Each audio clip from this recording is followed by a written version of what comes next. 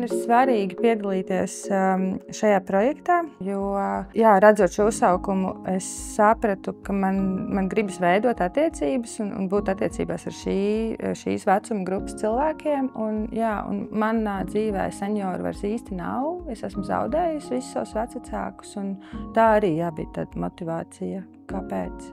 Personiskais ieguvums no šīs pieredzes ir vērojums par tām attiecībām, kā no sveša cilvēka pamazām kļūst tādi pazīstamāki un kā notiek gan mana, gan tā otra cilvēka tāda atvēršanās un satuvināšanās. Kaut kas tā ļoti par tādu cilvēcību un būšanu kopā.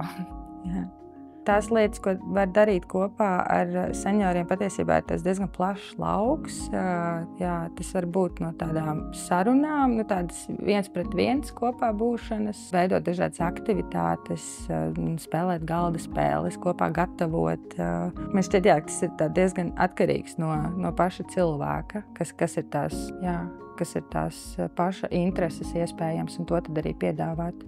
Šis projekts man ir līdz diezgan padomāt, kaut kā par tām savām vecumdienām, kādas es iztēlojos. Un man ir tāda draugu kompānija, ar kuriem mēs apsveram veidot biedrību un jau laikus sāk būvēt savu aprūpes namu.